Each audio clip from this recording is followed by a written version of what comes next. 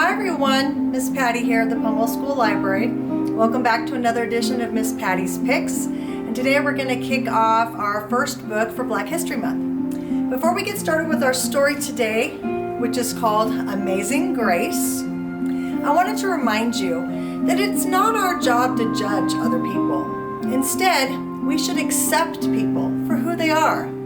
We shouldn't judge people for whether they're a boy or a girl, or what color their skin is.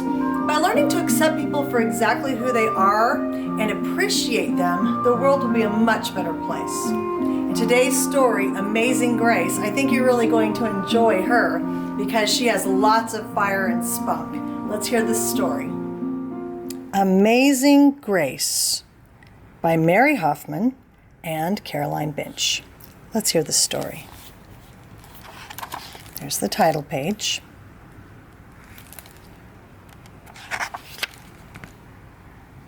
Grace was a girl who loved stories. She didn't mind if they were read to her or told to her or made up in her own head. She didn't care if they were in books, movies, or of Nana's long memory. Grace just loved stories. And after she heard them, and sometimes while they were still going on, Grace would act them out. And she always gave herself the most exciting part. Grace went into battle as Joan of Arc and wove a wicked web as Anansi the spider.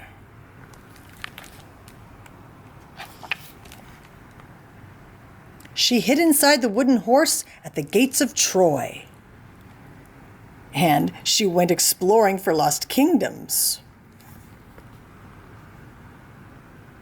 She sailed the 7 seas with a peg leg and a parrot.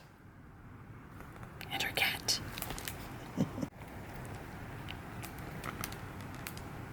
Most of all, Grace loved to act out adventure stories and fairy tales. When there was no one else around, Grace played all the parts herself.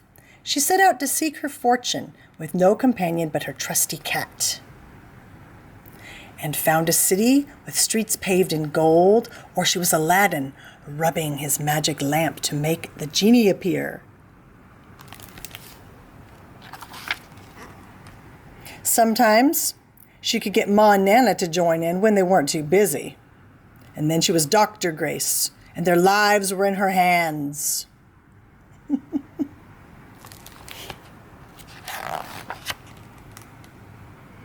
One day, Grace's teacher said that they would do the play Peter Pan.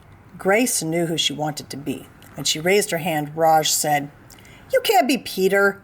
That's a boy's name." But Grace kept her hand up. "You can't be Peter Pan," whispered Natalie. "He isn't black." But Grace kept her hand up. "All right," said the teacher. "Lots of you want to be Peter Pan, so we'll have auditions next week to choose parts." And she gave them words to learn.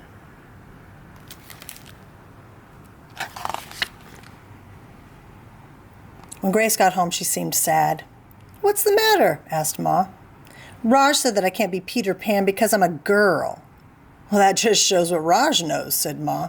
"A girl can be Peter Pan if she wants to."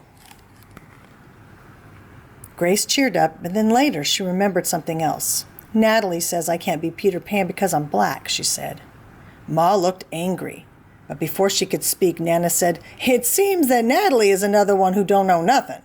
You can be anything you want, Grace, if you put your mind to it."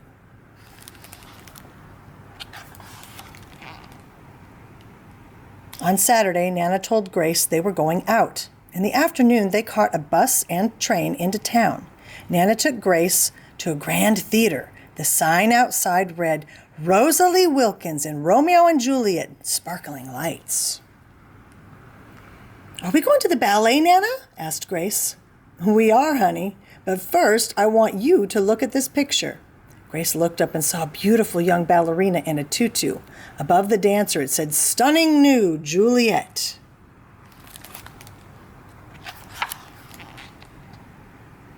"That one is little Rosalie from back home in Trinidad," said Nana.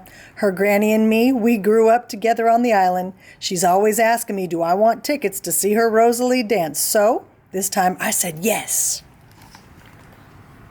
After the ballet, Grace played the part of Juliet, dancing around her room in her imaginary tutu.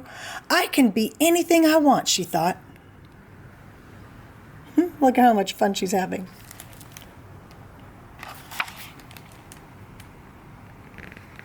Monday, the class met for auditions to choose who was the best part. Monday, the class met for auditions to choose who was the best for each part. When it was Grace's turn to be Peter, she knew exactly what to do and all the words to say. She had been Peter Pan all weekend. She took a deep breath and imagined herself flying. When it was time to vote, the class chose Raj to be Captain Hook and Natalie to be Wendy. There was no doubt who would be Peter Pan. Everyone voted for Grace. "You are fantastic," whispered Natalie.